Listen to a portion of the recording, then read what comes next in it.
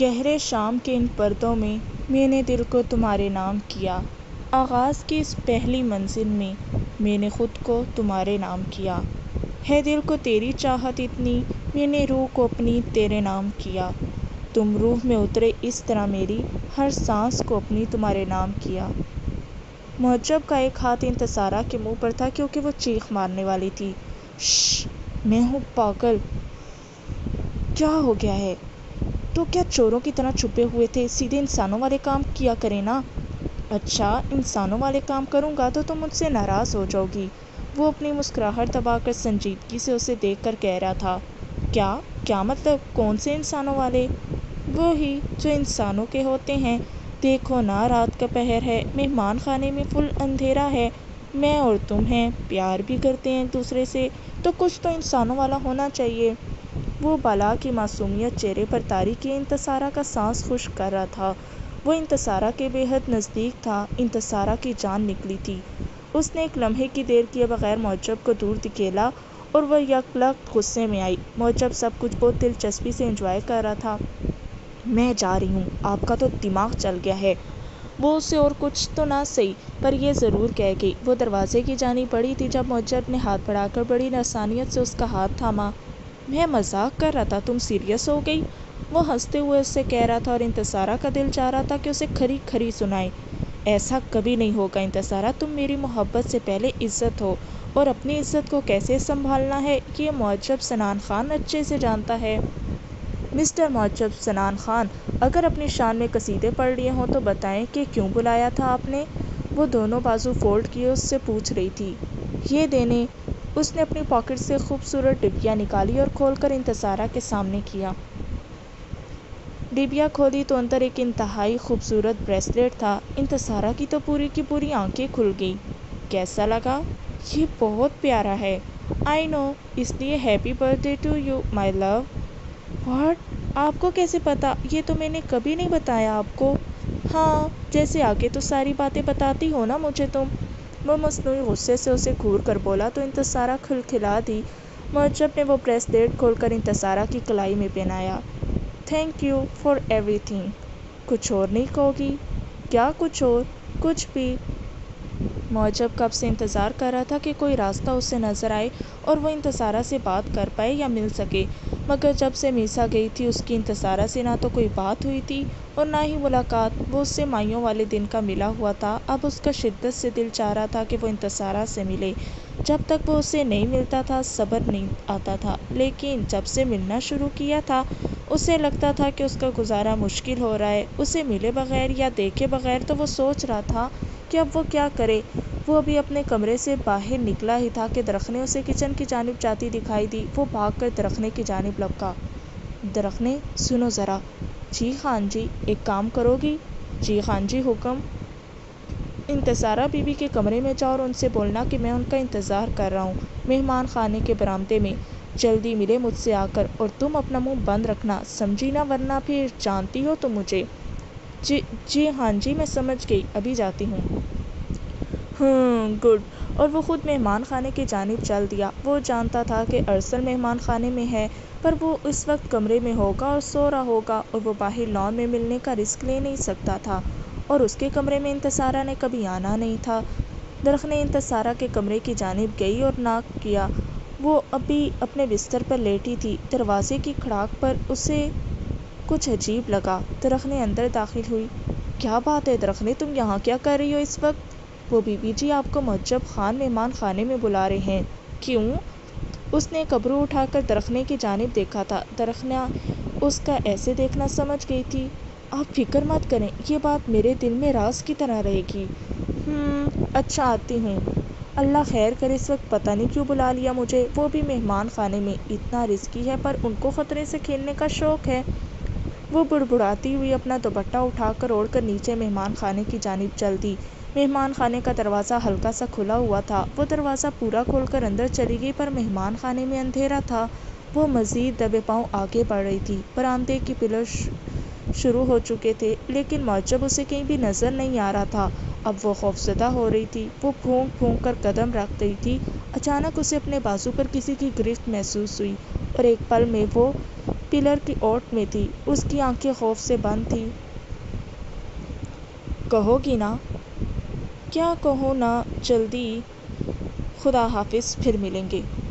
اور وہ دروازہ ایک جھٹکے سے کراس کر گئی اور وہ وہیں کھڑا رہ گیا۔ ایک جاندار مسکراہٹ نے معجب سنان خان کے چہرے کا احاطہ کیا تھا۔ تہجد کے وقت اس کی آنکھ بالکل وقت پر ہمیشہ کی طرح کھل گئی تھی۔ ساری رات وہ غنودگی کی کیفیت میں ہی رہی تھی۔ ایک تو نئی جگہ تھی، اسے نیند مشکل سے آتی تھی نئی جگہ پر، اس لیے وہ جلدی اٹھ گئی۔ اس نے اپنے برابر میں نظر ڈالی تو درار کو سوتے ہوئے پایا۔ اس وقت اس کی مغرور آنکھیں بند تھیں، چہرہ پرسکون تھا اور بھورے بال حسب معمول ماتھے پر بکھرے ہوئے تھے۔ امباج کا بے اختیار دل چاہا کہ وہ بھورے بالوں کو چھوئے۔ ابھی تک ایک بار بھی اس نے درار سنان خان کو چھو کر محسوس نہیں کیا تھا۔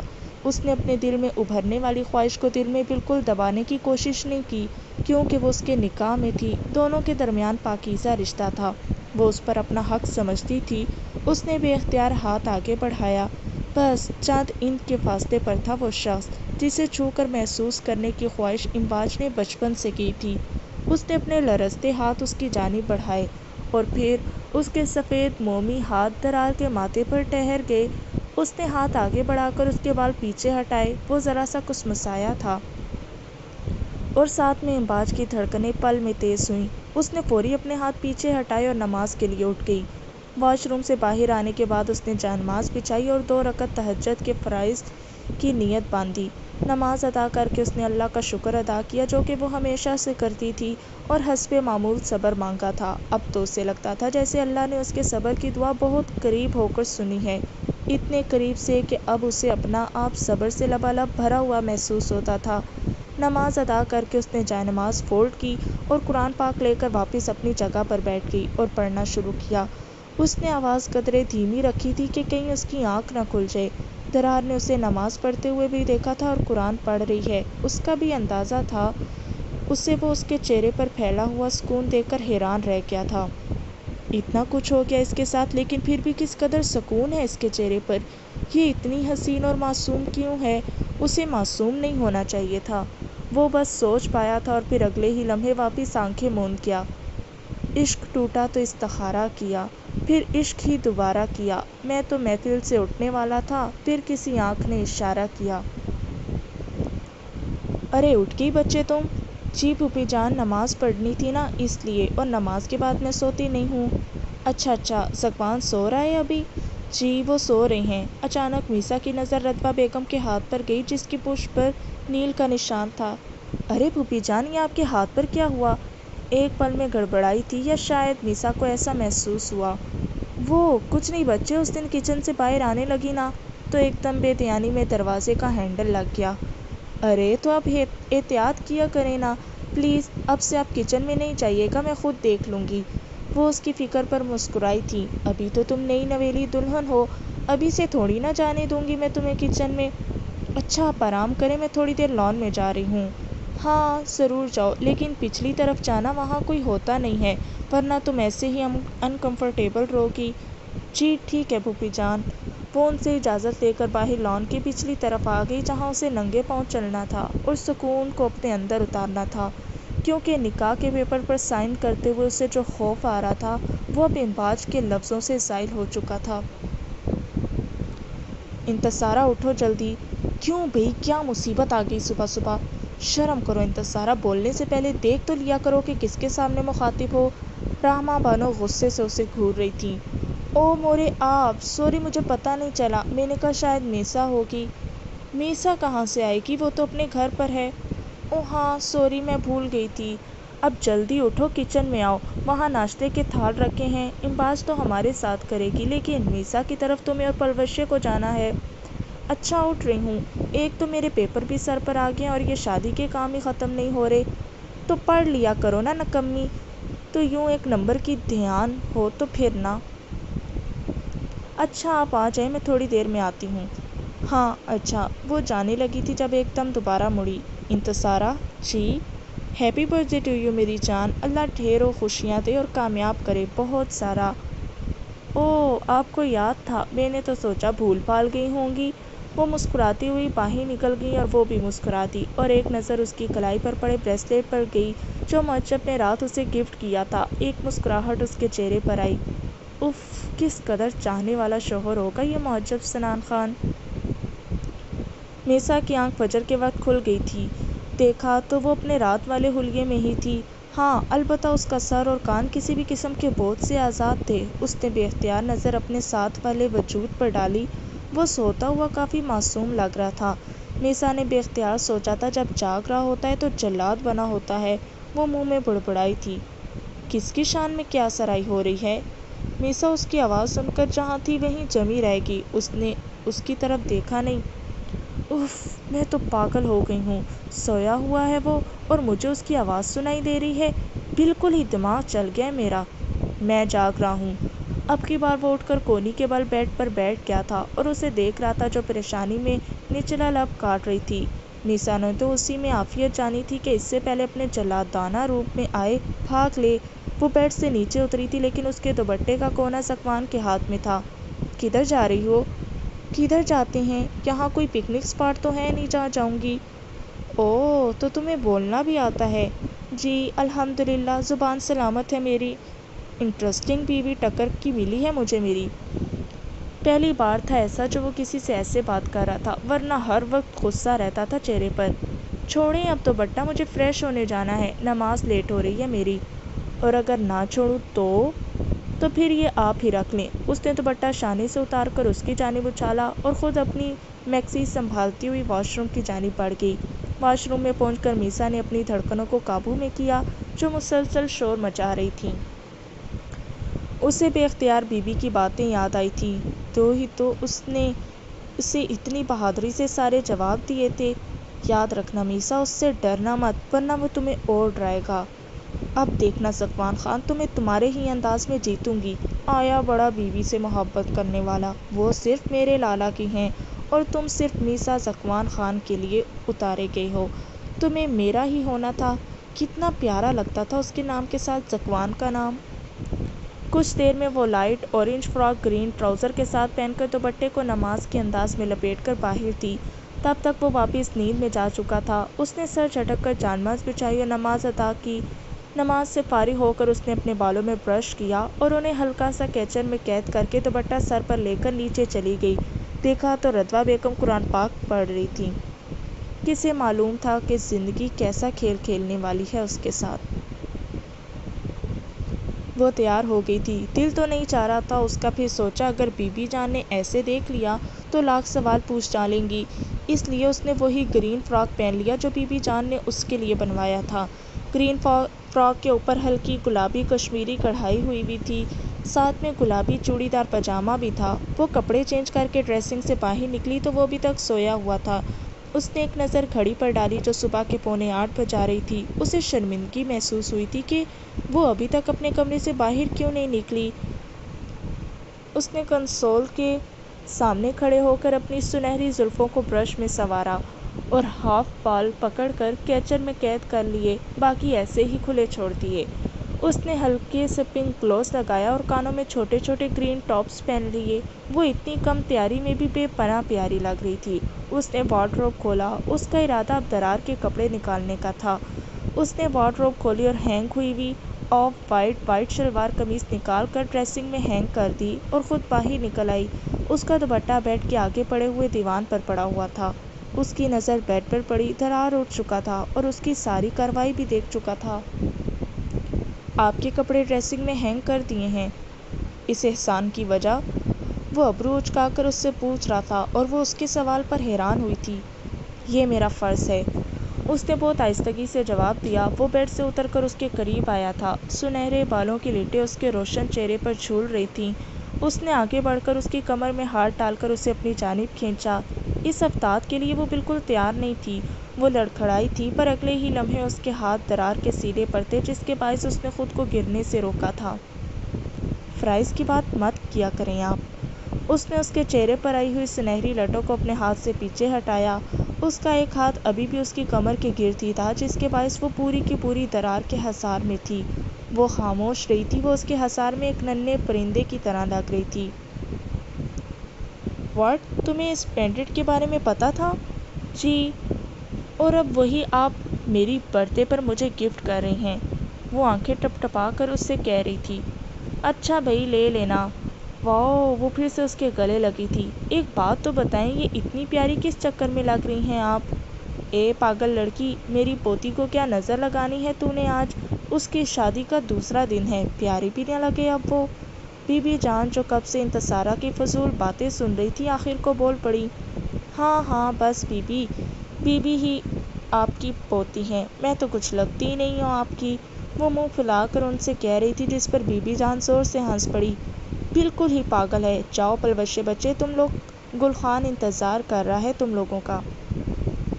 پلوشے ابھی درخنے سے کہہ کر سارا سامان گاڑی میں رکھوا کر آئی تھی۔ وہ دونوں چادر اوڑھ کر باہر کی جانب چل دیں۔ وہ یمامہ اور رتبہ بیگم کے ساتھ مل کر باتیں کر رہی تھی۔ شیر خان بھی ابھی تک ناشتے پر نہیں آئے تھے اور نہ ہی ذکوان۔ بچے، میں نے حویلی فون کیا تھا، پیر بیگم کہہ رہی تھی انتصارہ اور پلوشے ناشتہ لے کر نکل چکی ہیں، اب تم بھی ذکوان کو اٹھاؤ جا کر۔ جی پھوپھی جان، میں دیکھتی ہوں، وہ ان سے کہہ کر سیڑھیاں چڑھ کر اپنے کمرے میں آئی۔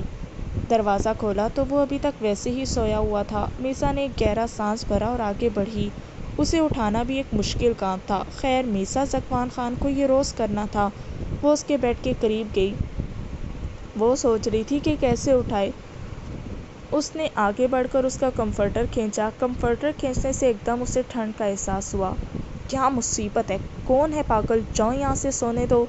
میں ہوں پاگل، آپ کی بیوی، اٹھیں، پھوپھی جان بلا رہی ہیں نیچے آپ کو۔ وہ پلٹ کر جانے والی تھی جب اس نے اس کا ہاتھ زور سے پکڑا تھا، اتنا زور سے کہ میسا کو ذکوان کی انگلیاں اپنی کلائی پر پیوست ہوتی ہوئی محسوس ہوئیں۔ ایک دم اس کی سسکی نکلی تھی۔ تم مجھے بہت ہلکا لے رہی تھی میسا، ذکوان خان، تم کیا سمجھ رہی تھی کہ تم مجھے اپنے اشاروں پر چلاؤ گی اور میں تمہاری انگلیوں کا کاٹ کا الو بن کر چل پڑوں گا؟ ایسا کبھی سوچنا بھی مت، سمجھی؟ اس نے ایک جھٹکے سے اسے چھوڑ دیا۔ میسا حق تک اسے دیکھ رہی تھی۔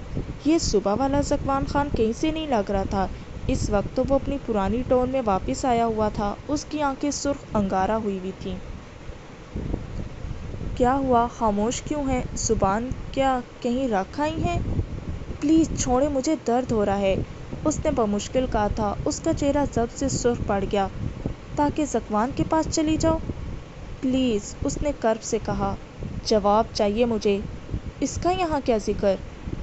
اس کا ذکر تو یہاں ہمیشہ رہے گا۔ اس نے ایک جھٹکے سے اسے چھوڑا تھا اور وہ گرتے گرتے بچی۔ وہ اس کی کربت سے نڈھال ہونے والی ہو گئی۔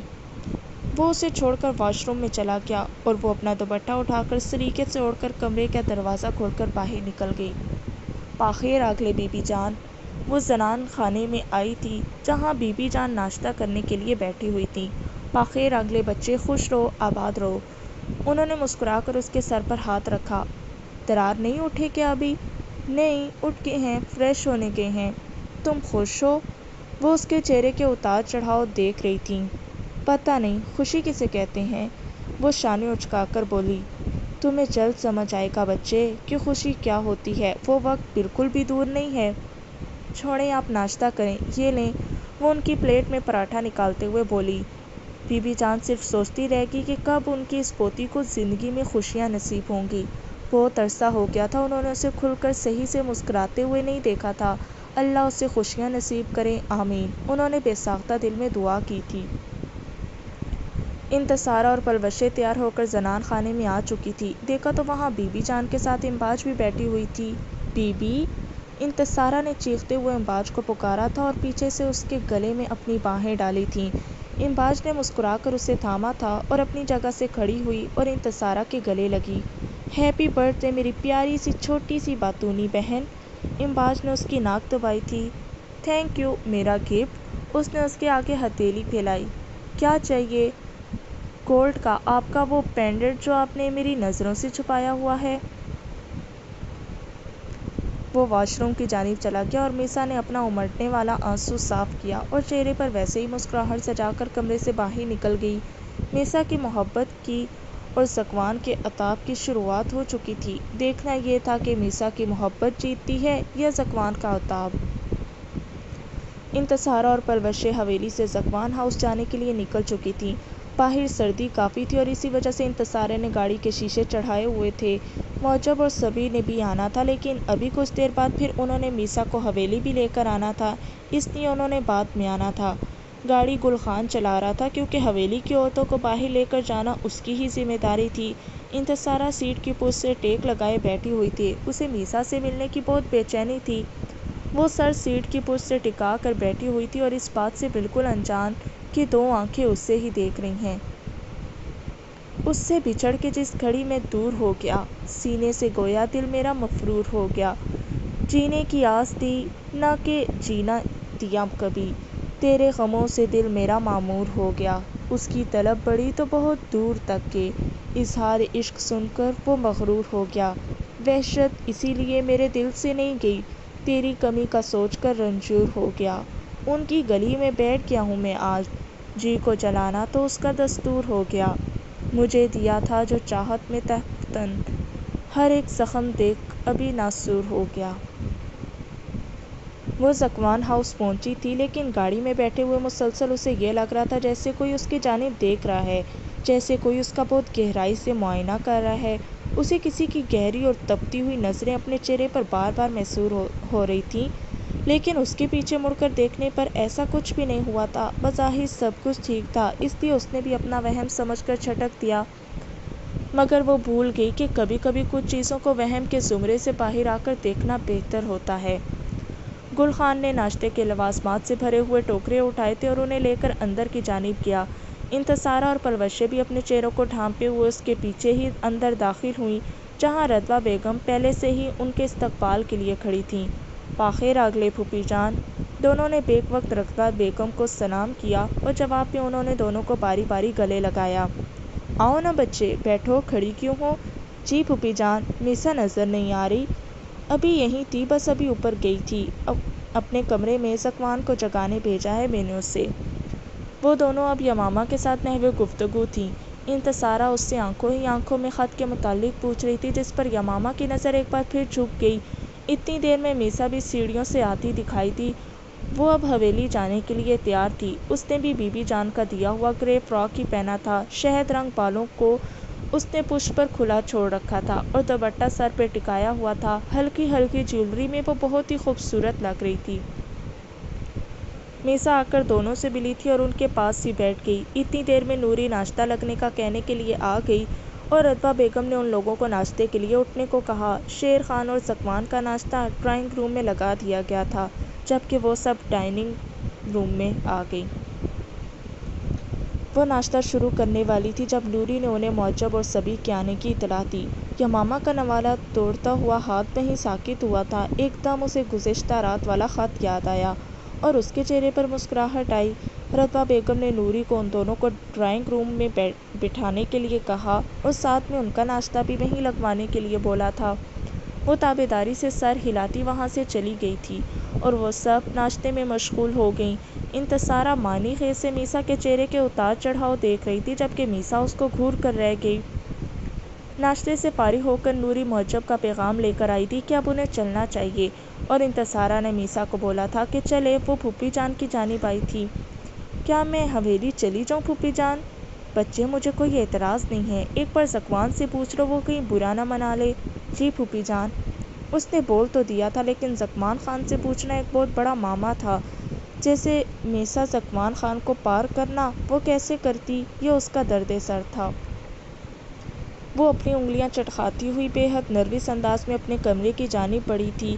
آتے ہوئے وہ یمامہ کو کہہ کر آئی تھی کہ کسی طرح اپنے لالا کو کمرے میں بھیجے، اور اب وہ اس کا انتظار کر رہی تھی۔ دل حسب معمول اس کی موجودگی کے خیال سے زور سے ہی دھڑک رہا تھا۔ کچھ دیر میں ہی اسے کمرے کا دروازہ کھلنے اور پھر قدموں کی چاپ سنائی دی۔ جو دل زور سے دھڑک رہا تھا وہ یکدم جیسے خاموش ہوا۔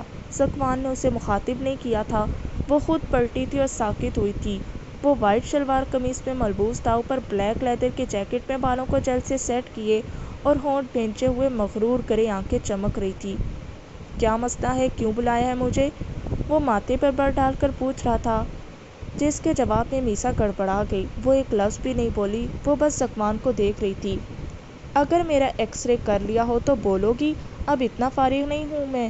جو تم نے مجھے پیغام بھجواتی پھر رہی ہو کہ ملو تم سے آ کر؟ جواب اسی خاموش لہجے میں آہستہ سے کہا گیا، وہی جو میں نے پوچھا ہے ابھی، کہ کیا سمجھتی ہو خود کو؟ درار حیران تھا اس کے ایسے بولنے پر، کیونکہ وہ عجیب سے لہجے میں بول رہی تھی۔ درار نے اس رات کے بعد سے اب اسے غور سے دیکھا تھا اور ہمیشہ کی طرح اس کی ہر سوچ کی نفی ہوئی تھی۔ وہ بہت حسین تھی، بے پناہ حسین۔ وہ ویل ایجوکیٹڈ تھی، ہر لحاظ سے اس کے قابل تھی۔ پھر وہ ان چاہی کیوں تھی؟ یہ سوال امباج کے نہیں، درار کے ذہن میں آیا تھا۔ وہ حسین ترین عورت اور کوئی نہیں، اس کی بیوی تھی۔ ایک دم سے اسے یہ بات یاد آئی اور وہ اس کی طرف بڑھا۔ اس نے امباج کے دونوں ہاتھ اپنے ہاتھوں میں تھامے۔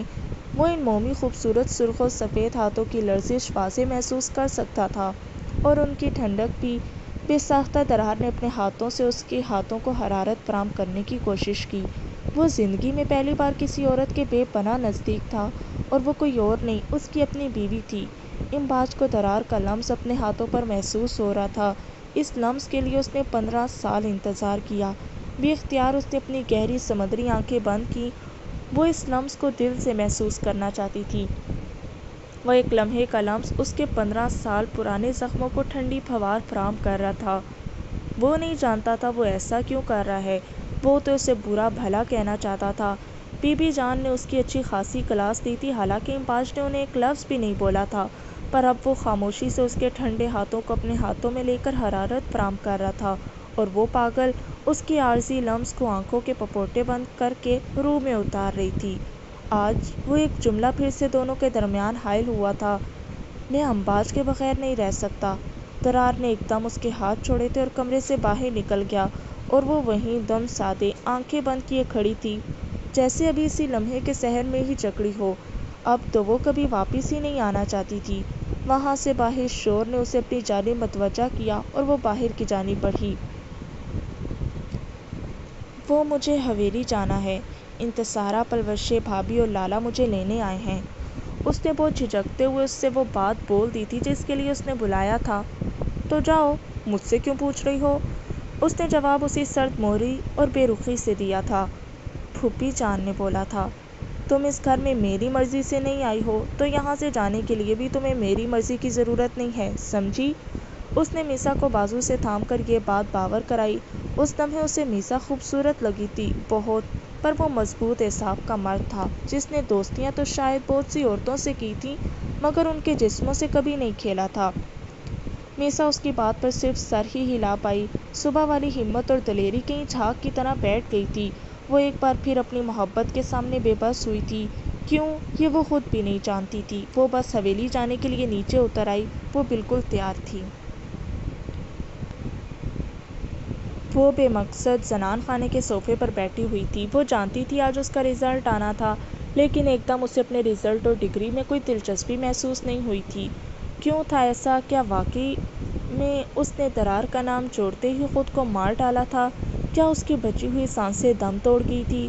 وہ اسی طرح بیٹھی ہوئی تھی جب درخنے نے اسے درار کا پیغام دیا اور وہ اٹھ کر اپنے کمرے کی جانب چل دی۔ پتہ نہیں اب کون سا عذاب تیار تھا اس کے لیے۔ وہ جب کمرے میں پہنچی تو وہ غصے سے چکر لگا رہا تھا۔ دروازے میں پہنچتے ہی اس نے ایک گہرا سانس بھرا اور چہرے کو ہتھلا مکان سپاٹ بنا کر کمرے میں داخل ہوئی۔ درار اسی غصے سے اس کی جانب بڑھا تھا۔ کیا سمجھتی ہیں آپ خود کو؟